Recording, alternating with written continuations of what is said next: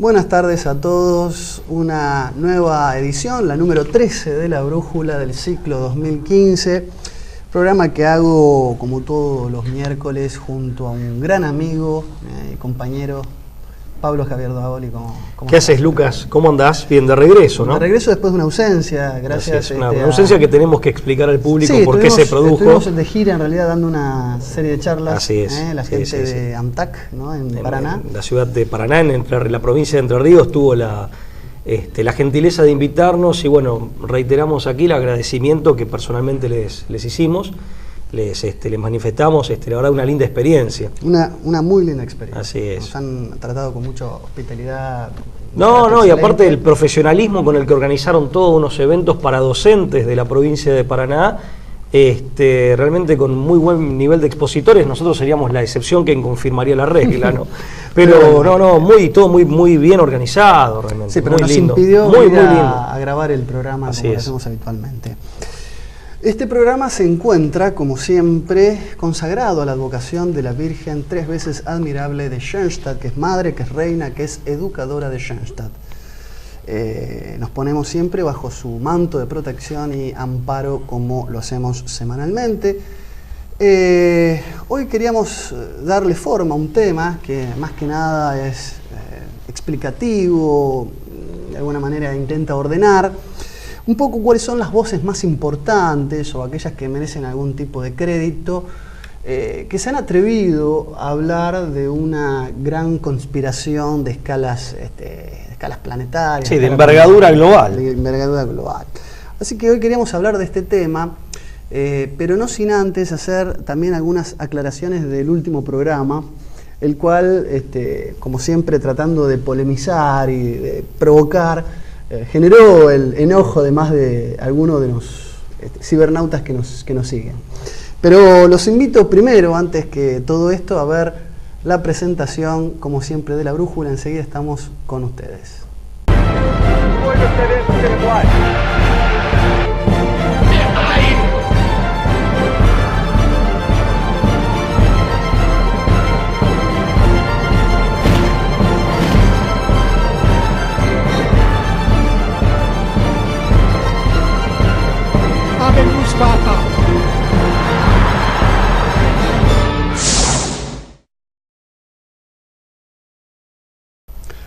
Muy bien, esto es La Brújula y le vamos a pedir, como siempre, que nos ayuden a difundir la verdad. Los programas de TLB1 requieren de la participación de ustedes, que viralicen, que compartan, por supuesto que pongan me gusta si estos programas son de vuestro agrado, pero lo más importante es ayudarnos a llegar a más gente, y esa participación activa siempre la pedimos, ¿no? Así es. Y ustedes pueden contribuir muchísimo del otro lado. Quería hacer una pequeña aclaración. Nosotros tratamos el tema de rock y la vinculación con el satanismo. Nunca hablamos de rock satánico en sí, pero no, correcto. Y hablamos de una revolución satanista. Exactamente. Se inmiscuye, se enquista, se concatena con los orígenes del rock como género. Y muchas de las voces que nos han, hecho devolución y demás, un poco nos decía que estábamos por ahí poniendo todo dentro de la misma bolsa.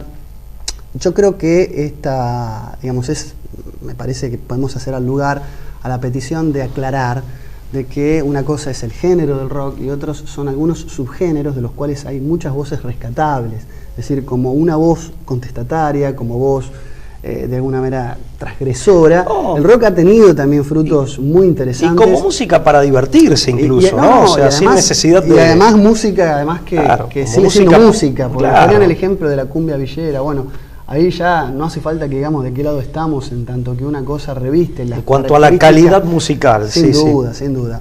Pero bueno, queríamos aclarar que sí, efectivamente, pero creemos que no podemos poner a bandas como Theofanus, que son de culto, muy minoritarias, al mismo nivel de The Beatles, Rolling Stones, Eric Clapton. Sí, que son de conocimiento masivo y de consumo masivo. No nos referimos a eso. Y además rescatar, sí, el heavy metal tiene toda una estética medievalista que me encanta. Mira, del heavy metal incluso... Hay voces que son disidentes y aparte que están rescatando las nuevas identidades. incluso nacionalistas, hay bandas sí, con una sí, voz muy comprometida. Bueno, el caso en Argentina de Almafuerte, la banda encabezada por Ricardo Iorio, creo que es una excepción que merece ser mencionada. Quisimos invitarlo al canal. No, y no es una idea nueva, de hecho es una iniciativa, digamos, una sugerencia que le hemos hecho al canal hace largo tiempo ya. Lo que pasa es que tengo entendido que la producción no ha logrado contactarse en forma personal con el señor Iorio. De todas formas, en cuanto al heavy metal, también vale hacer la siguiente aclaración. Desde el punto de vista de los efectos psicológicos, de los efectos anímicos y emocionales, desde ese punto de vista, que toda música necesariamente implica o importa, el heavy metal, de todas las líneas de lo que genéricamente se denomina o se conoce como rock, creo que el heavy metal es el más sano porque es el más sinfónico. El otro no es que necesariamente no sea sano, pero sí es música que está, digamos, preparada o es apta para, digamos, la excitación de los apetitos inferiores, es más bien música para divertirse en todo caso, o para determinados momentos, y no es lo ideal como para no es el vehículo ideal para determinados contenidos. El heavy metal en ese caso ni siquiera merece ese tipo de recaudo o de pequeño reparo que uno podría llegar a tener, o de reserva que uno podría llegar a tener. O sea que, por eso digo, hay que matizar. Ahora, que se han utilizado los diversos géneros del rock, de lo que genéricamente se denomina rock, y toda la subcultura que él mismo ha generado, los productos audiovisuales y el merchandising con el que él mismo ha venido acompañado, que sean utilizados para canalizar una revolución satánica, a eso sí nos referíamos y eso queríamos poner el acento. Es decir, mira, en realidad están utilizando esta vía, o se ha utilizado esta vía. Bueno, también asumir y admitir que no tenemos que estar de acuerdo 100% en todo, con todos los que nos ven, escuchan. Aparte que no son acusaciones de orden personal, mucho menos con el público, con nuestro propio de las público. Fuentes podemos más razón y podemos incluso citar fuentes que son genuinas, que son serias, para fundamentar lo que decimos. No es que estamos dando nuestra opinión así llana y lisa, sin ningún tipo de respaldo de investigaciones. Documental, y no solo libros, que vos tenías, citabas al de Conrado Barducci, yo traje otro, sino del grupo Ictus, pero incluso yo recuerdo en el Colegio Maristas en la ciudad de Rosario, al que asistí primaria y secundaria, en el secundario nos habían pasado un video, informes documentales. Claro, un video en donde se podían advertir los mensajes subliminales, algunos de los cuales mencionamos a Isa de ejemplo acá. Voy a decir a modo de ejemplo porque un televidente me criticó porque digo que es a Isa, y como que supuestamente, pese a mi apellido gringo, me quiero hacer el castizo.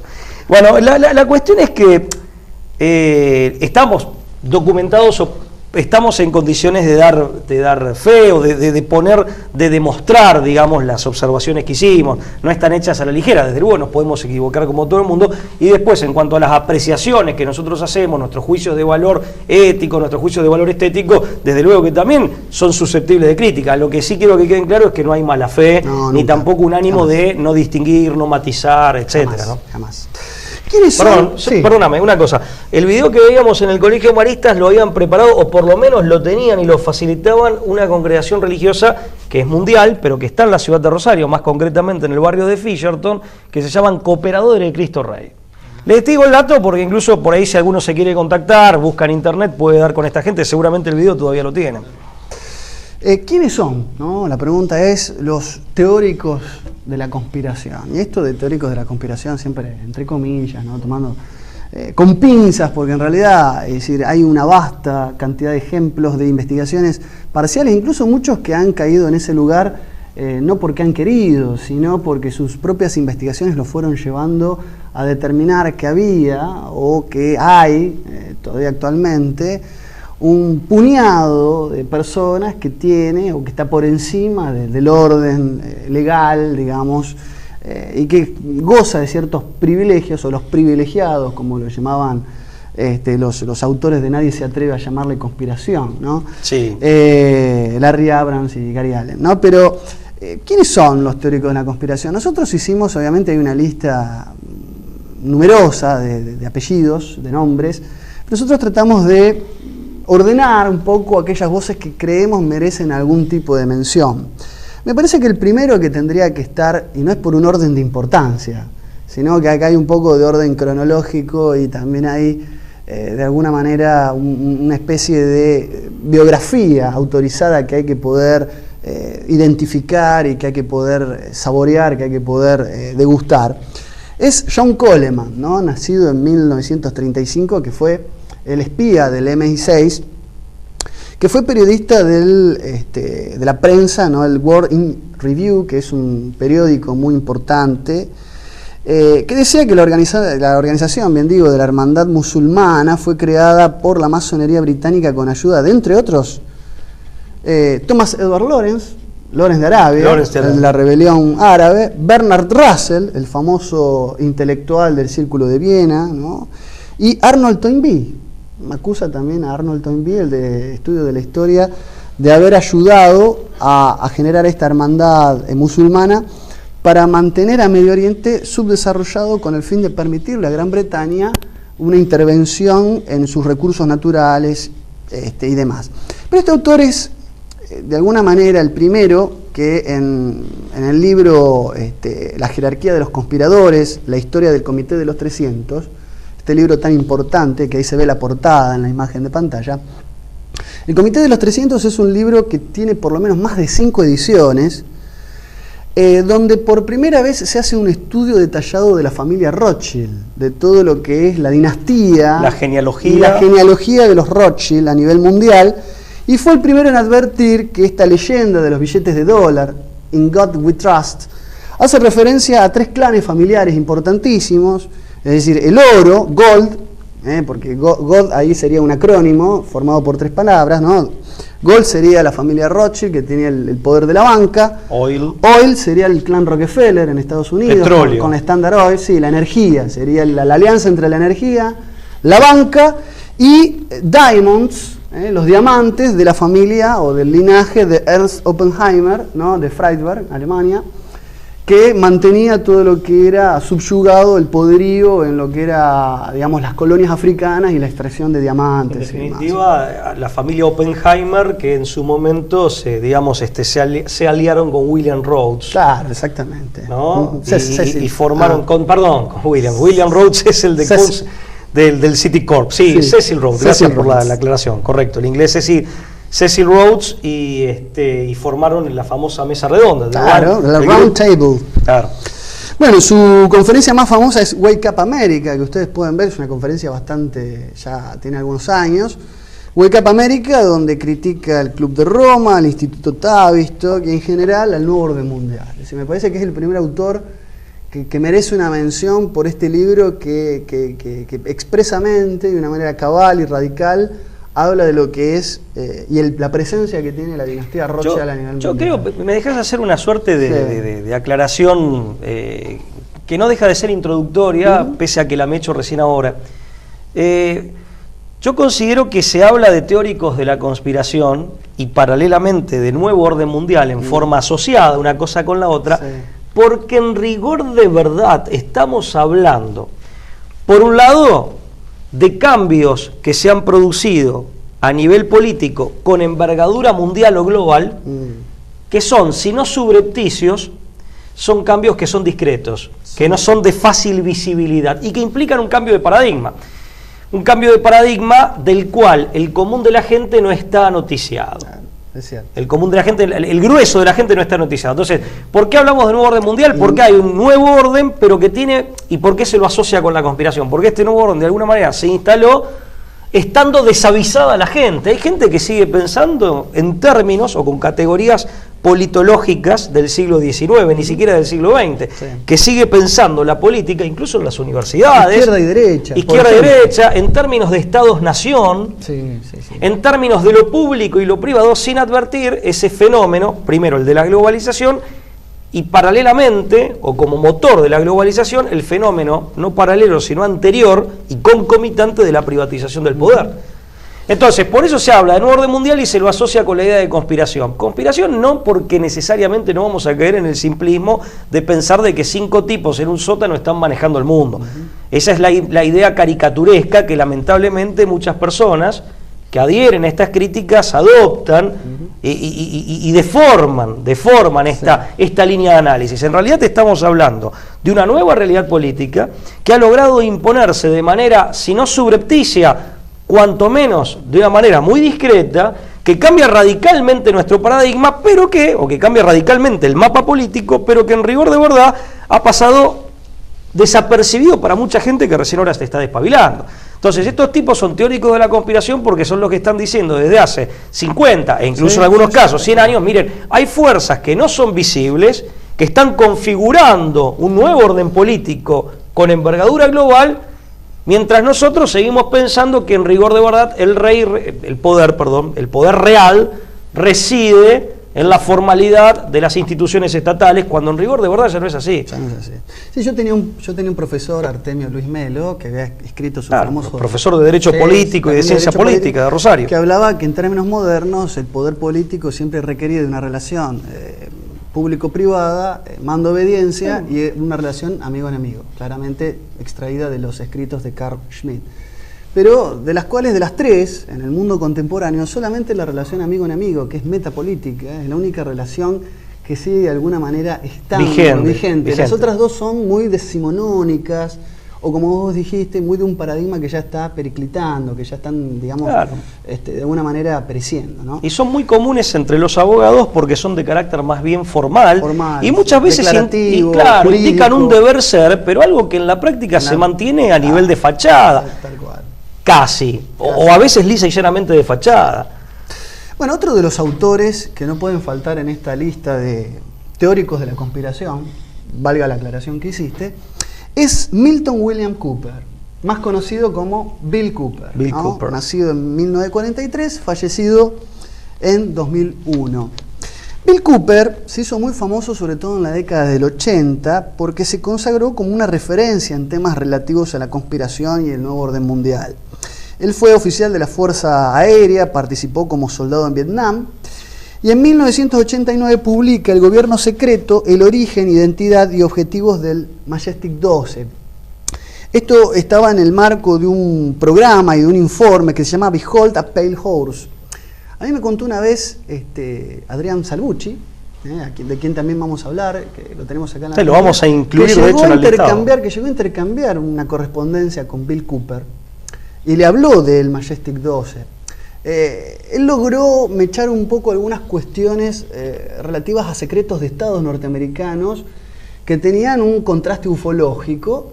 Obviamente que con él se disparó digamos, el tema de la tercera vía, es decir, la hipótesis de que en realidad Marte no es un planeta imposible de poblar con personas, pero que eso obviamente se le oculta a la mayoría de las personas por una cuestión de preservar para unos pocos la posibilidad de emigrar la humanidad. Y esto es la teoría conspirativa de la tercera vía. Lo que es el Área 51, el famoso Área 51 que está tan retratado en las películas de ciencia ficción, y bueno, y también todo lo que tiene que ver con el Majestic 12 y el fenómeno ovni de Roswell en Nuevo México. Pero sería bueno, perdón, que aclararas un poco al público en qué consistiría. Fue una comisión muy secreta que el presidente Dwight Eisenhower formó para investigar un supuesto aterrizaje de un objeto volador no identificado en 1947 y que dio una serie de estudios y de investigaciones que se transformaron en un documento clasificado que estuvo en poder de la CIA. En esa época todavía no existía como tal.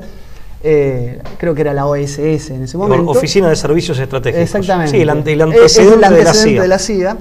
Pero que después salió a la luz, mucho tiempo después, y esto generó una gran hipótesis de que el gobierno norteamericano oculta información de relevancia, puede ser por seguridad u otros temas, al resto de la población.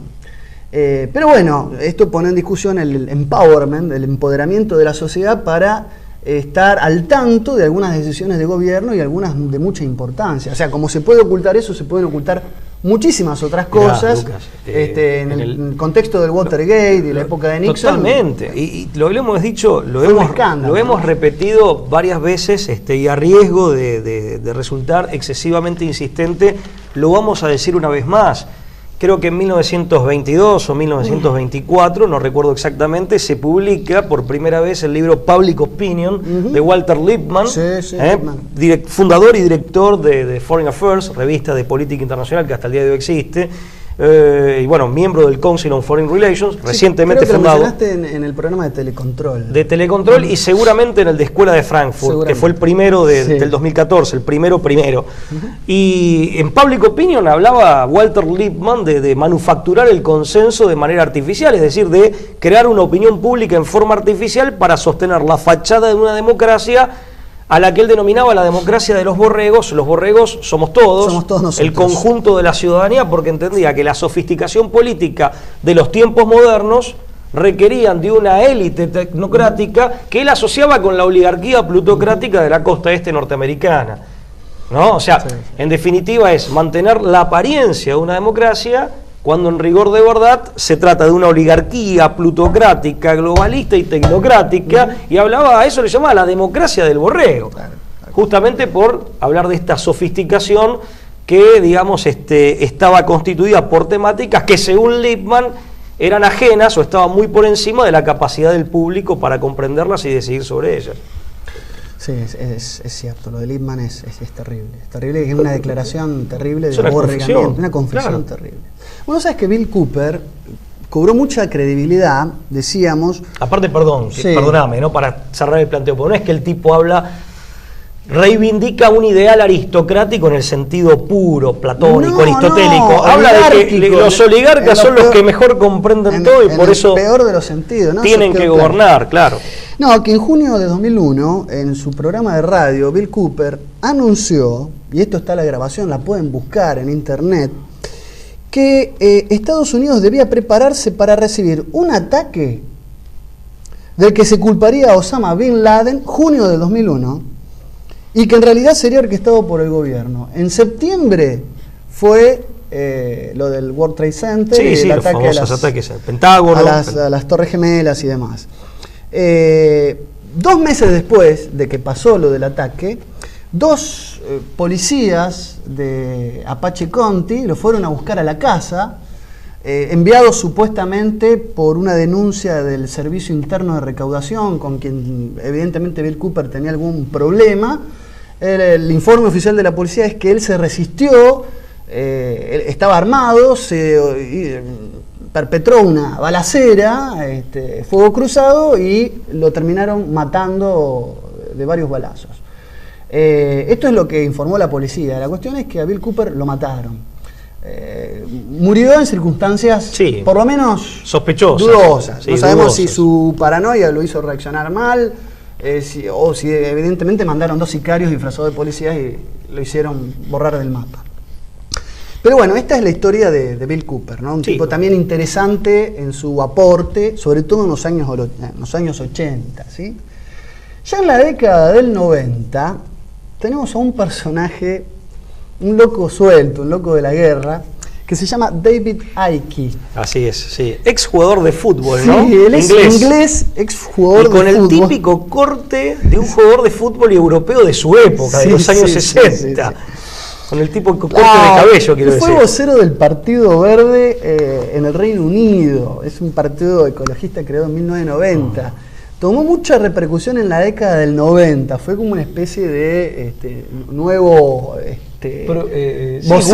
gurú, portavoz de estas teorías conspirativas, y logró consolidarse como una autoridad en el tema. La verdad es que como orador y como conferenciante o como conferencista, es un tipo brillante, con una capacidad de llegar al público y de entretener y de generar planteos interesantes. Es elogioso. Es un buen orador. Es un gran orador, un gran orador.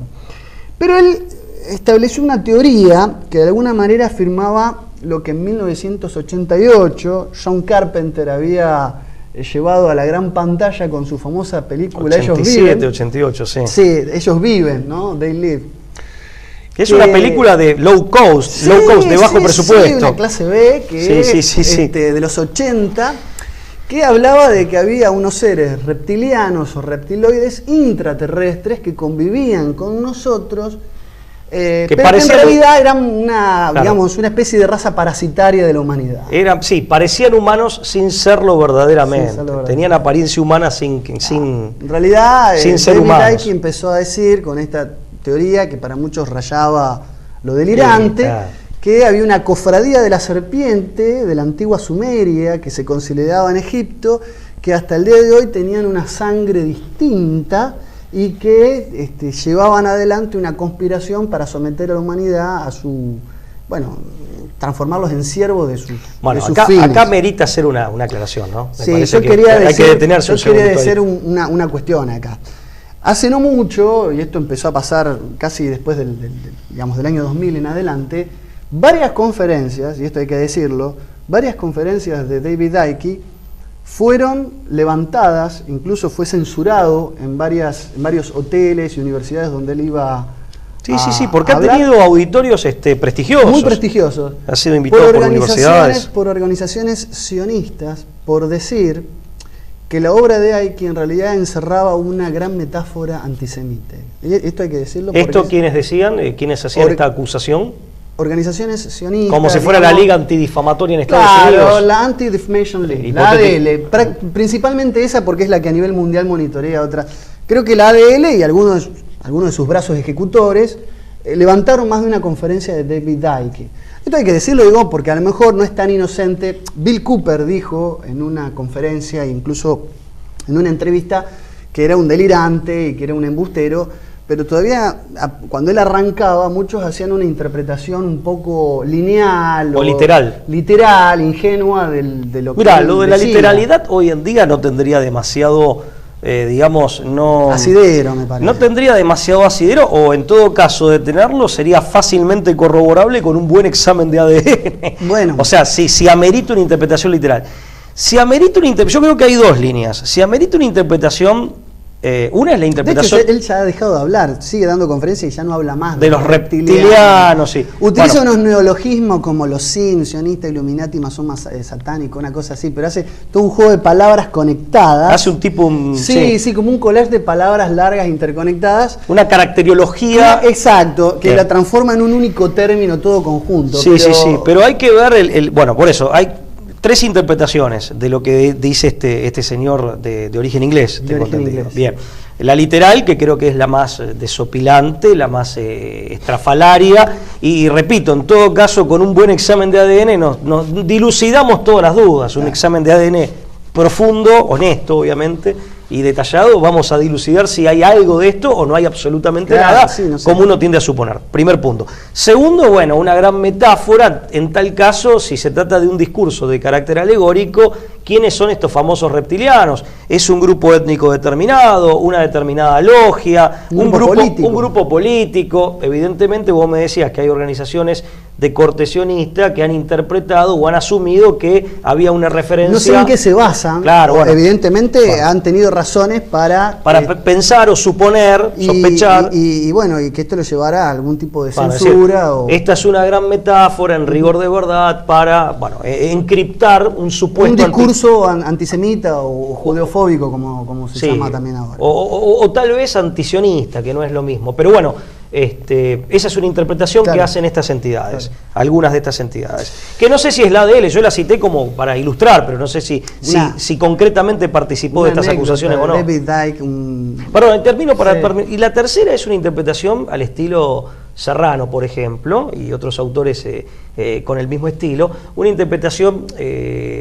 digamos, de corte esotérico, sí, más metafísica, en donde de pronto se puede hablar, no porque uno tenga una esencia distinta, de una esencia espiritual distinta, por un pacto diabólico, por un pacto, si sos politeísta, por un pacto con determinadas divinidades en las que este sector creería, bueno, qué sé yo, eso sería una interpretación también alegórica, pero con un contenido metafísico y no meramente literario, no acotado a la literalidad y al recurso literario de la metáfora. No, te quería contar simplemente una anécdota. Pero bueno, entramos en el plano de las conjeturas. Daily Mail, Daily Mail es una especie de revista, también de información, anunció una vez que David Icke había dejado a su mujer por decir que era reptiliana, Y bueno, alegó esa razón, no sabemos bien. Que había descubierto postreramente. Sí, exactamente, postreramente, la condición de reptiliana de su mujer, a quien dejó y ahora anda con una novia, una segunda mujer mucho más joven que él, ¿no?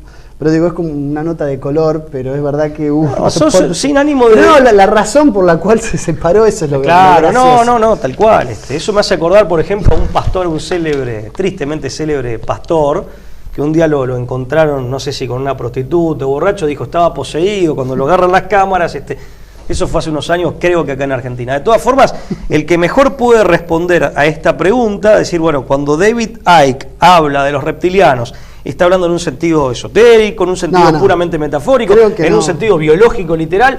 Bueno, el que mejor puede responder a eso es David. Habría que preguntarle a él. Icke, ¿usted a qué se refiere? Porque es como cuando uno habla de, bueno, qué sé yo, nosotros por ejemplo hemos hecho referencia a la usura, al fenómeno de la usura, al mecanismo de la usura como un fenómeno vampiresco. Claro. No es que creamos que los...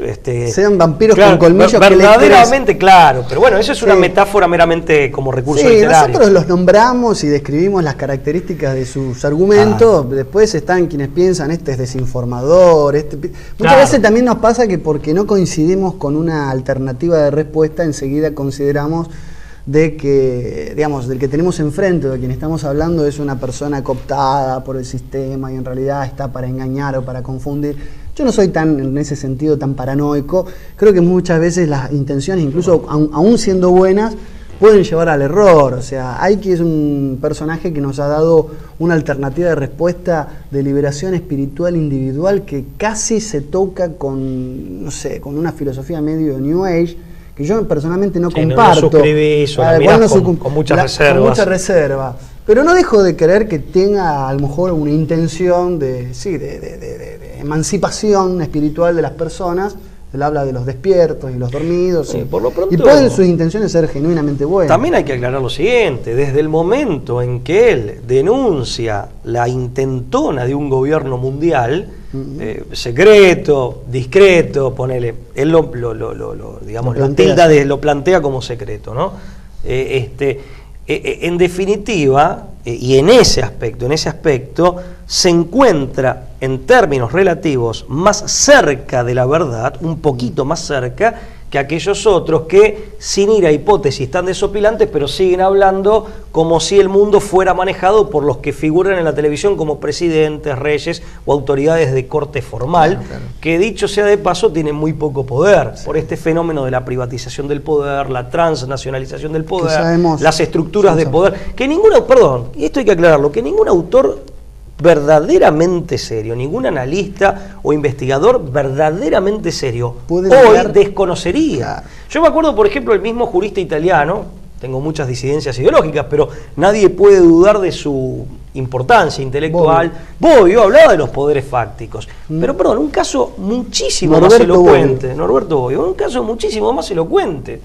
En el año 87, la comisión Tower del Congreso de los Estados Unidos habló de un gobierno paralelo, una comisión de investigación en el Congreso de los Estados Unidos, conformada por legisladores, habló de un gobierno paralelo en la que era, y todavía es, pese a todo, la primera potencia del mundo.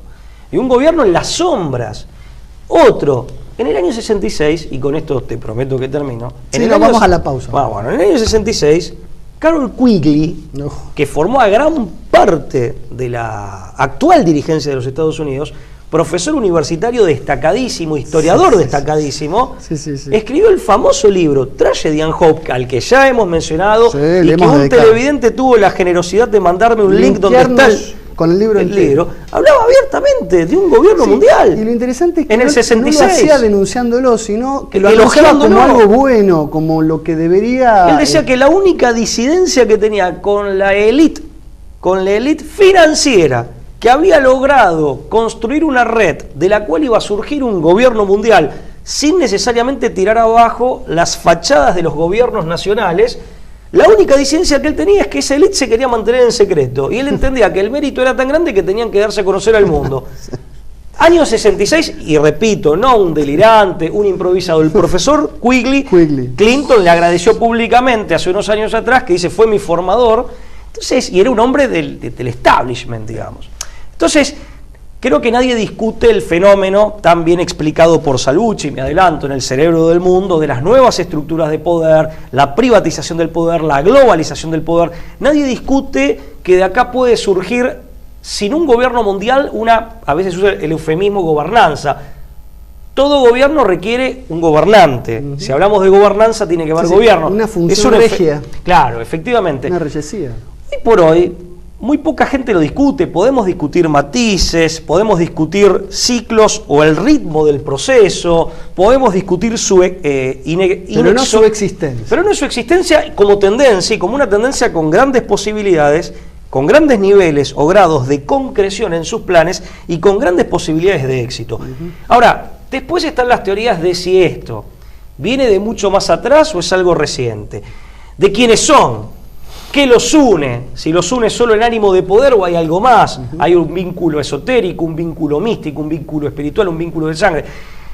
Bueno, y hasta están quienes discuten si son humanos o no. Pero bueno, eso ya está en el plano de lo conjetural. Pero el hecho concreto fáctico no deja de la tendencia a un gobierno mundial, de la privatización del poder y su globalización, hoy nadie serio lo discute. Vamos a hacer una pausa. Dale. Ya volvemos con más de La Brújula, por favor, no se vaya.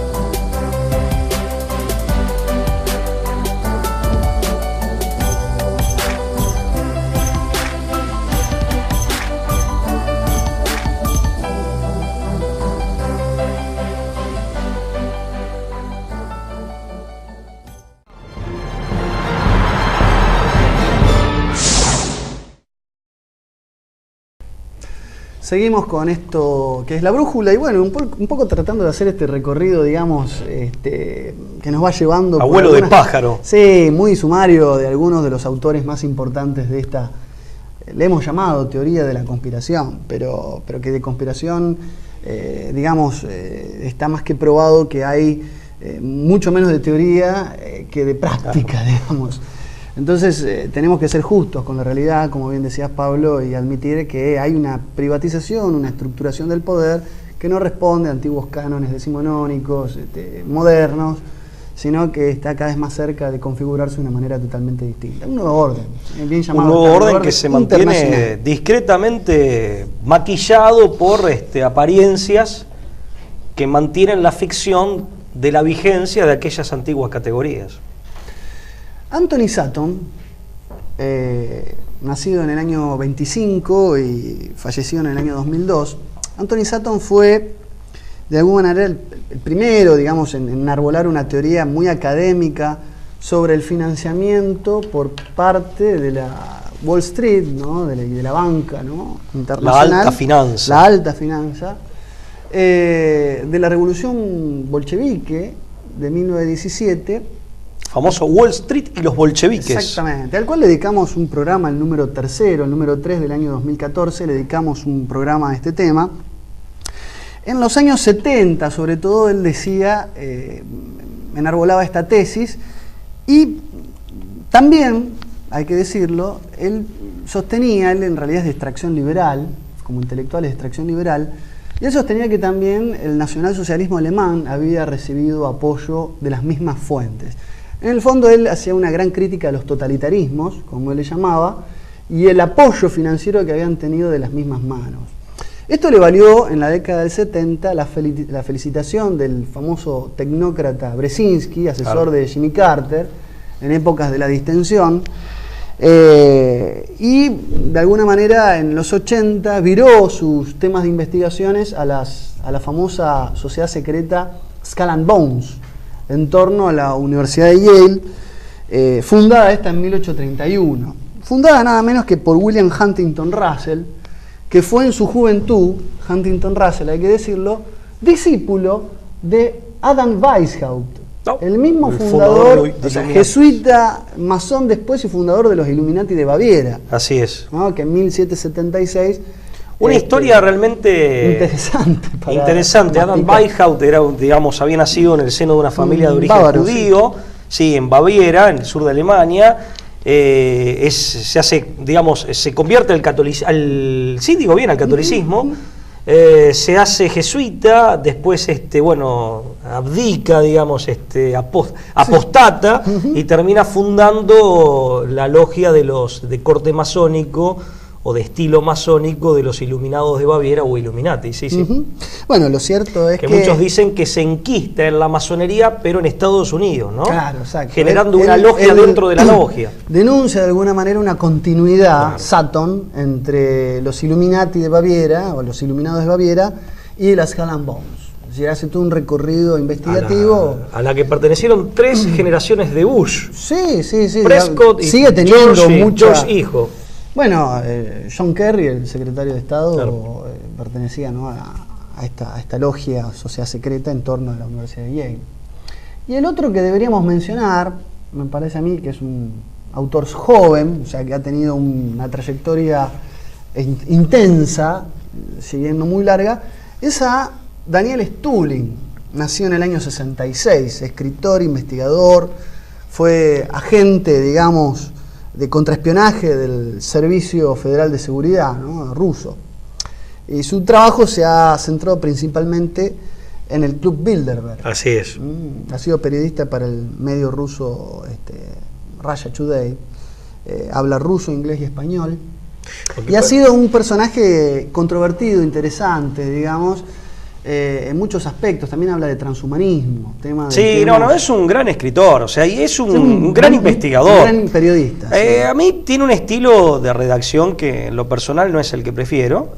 Comprendo también las dificultades de escribir en otro idioma que no es, digamos, el materno, que no es el genuinamente propio, más allá de que domina muy bien el castellano.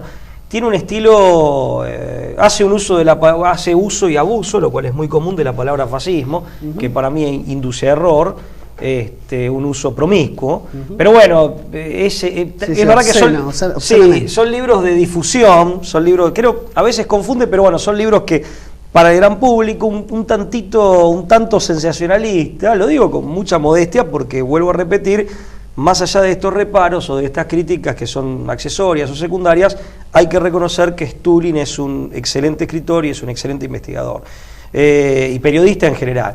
Y él, es verdad, se ha focalizado en el Club Bilderberg, que en definitiva es una conferencia, una mega conferencia de poderosos. De personalidades que representan los distintos estratos o sectores del poder. Podríamos decir que el Club Bilderberg funciona a modo de nodo, en una estructura de poder que tiene forma de red. En una estructura del poder que tiene forma de red, son como uno de los tantos nodos. Es un centro, digamos, una conferencia en donde se consensúan determinados aspectos o cuestiones políticas, se deciden determinadas cuestiones políticas de máxima importancia y para todo el mundo, ¿no?, involucrando a toda la humanidad. Bueno, como último de los elegidos, hay una... Quiero aclararlo. Lo vas a citar seguramente. Sí, no, hay una lista Alex impresionante. Jones, es otro periodista norteamericano. ¿No? Digo, nosotros elegimos, acá hay una lista, yo se los voy a mencionar para que ustedes los busquen. William Shafter de la John Birch Society, Ralph Epperson, William Cantillon, Henry Coston, George Dillon, David Koresh, Nesta Webster, Barry Kamish, que habló de la conspiración para asesinar a Isaac Rabin, Stephen Knight, que decía que, fíjense, Knight decía que el Jack, el Destripador, perpetraba sus asesinatos por órdenes de la masonería, una tesis que fue contrastada por algunos historiadores. Como si se tratara de un sicario. Exactamente. Salem Kirwan, Alex Jones de Infowars, que logró filmar a 200 metros de distancia un ritual de la Bohemian Grove, sí, en California. David Duke, Des Griffin, Mary Stewart Relfe, que fue la primera en identificar, esta señorita, el número de la bestia en el código de barras. Fritz Springmeier, que hablaba de que había prácticas satanistas en el seno de la ONU. Digo, hay una lista de personalidades y de voces muy amplia, muy grande. Sí, con muchos matices, ¿no? David Duke, por ejemplo, se focaliza más en la problemática del sionismo. Sí, la del supremacismo judío, creo que se llama. Tiene un libro escrito, así es, muy polémico. Por cierto, tengo entendido que aquí en Hispanoamérica creo que no se consigue, en España tal vez lo edite este editor de Barcelona, el titular de esta librería Europa, Varela, sí, el historiador, pero es probable que lo edite él en España, ¿sí? Y después está, bueno, Adrián Salvucci, ¿no? En Argentina. Pero por eso, cada uno con sus matices, ¿no? Y con matices que a veces contrastan de habla mucho. Hispana, uno de los referentes de habla hispana más importantes en estos temas. Creo que estás de acuerdo conmigo de que su libro El cerebro del mundo, sobre todo como obra póstuma, marca un ensayo, un trabajo, un estudio de investigación, sobre todo en lo que es lo que refiere al Consejo de Relaciones Exteriores de Estados Unidos. Bueno, que sería otro nodo, si aplicamos el concepto de red, sería otro nodo. En este caso no es una conferencia, el centro del Consejo de Relaciones Exteriores es un centro de planeamiento. Claro. Descrito así por el mismo Salvucci. Sí, el libro El cerebro del mundo de Salvucci, que no es el único. Salvucci tiene libros sobre diversas temáticas, pero se ha especializado en estructuras o nuevas estructuras del poder mundializado. Creo que el libro del cerebro del mundo, que es su obra magna, digamos, después está Bienvenidos a la Jungla. Previo al cerebro del mundo está World Government, pero el cerebro del mundo es superlativo, y de lo que hay en literatura de habla castellana... Tiene varias ediciones. Sí. Incluso cambió el epígrafe, la última. Él arranca en el 99 y era El cerebro del mundo, y el subtítulo era la cara oculta de la globalización. Sí.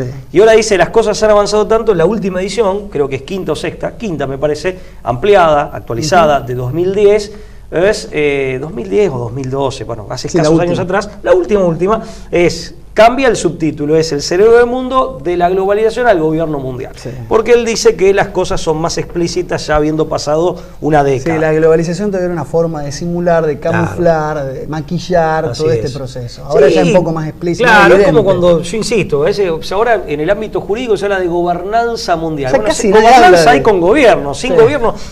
Que ese gobierno se estructure de una manera más o menos explícita, más o menos formalizada, más o menos discreta, más o menos concentrada o descentralizada, es otra cosa. Pero si hay gobernanza, hay gobierno.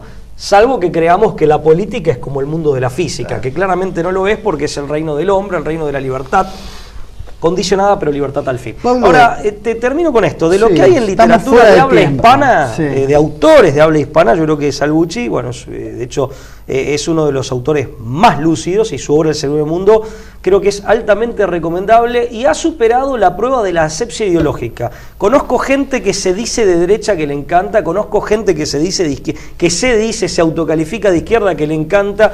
Yo he visto que la obra tiene una potabilidad pocas veces vista. Que ha puesto blanco sobre negro. Sí, aparte va muy al dato concreto. Es uno de los pocos autores argentinos que ha compulsado las actas en Nueva York del Council on Foreign Relations. Ahí. Las pidió y basó su investigación sobre documentos oficiales del CFR. ¿Qué es lo que hace un verdadero investigador? Porque yo leo 4 o 5 libros sobre un tema, después escribo yo un repetidor, soy un sintetizador. Claro, un sincretismo, un collage de ideas de ajenas. Sí. Pero no soy un investigador, no fui a las fuentes en forma directa. En eso es un mérito epistemológico y académico que tiene el libro de Adrián. Es un libro único, ¿no? Que lo decimos especialmente porque es compatriota, digamos, es otro argentino, es un autor de la hispana, y aparte, bueno, porque es miembro acá digamos, del canal, tiene un programa acá en TV1, ¿no? Compartimos la casa, él con su programa, nosotros con el nuestro. Podríamos ir mucho más allá. Y lo que intentamos, y espero que hayamos contribuido en algo, es en esta enorme ensalada de autores, señalar algunos hitos que permitan orientarnos mejor, ¿no? O hacer una especie de mapeo a grandes rasgos. Bueno, será entonces, ya que nos quedamos como siempre sin tiempo, hasta la semana que viene, si Dios quiere.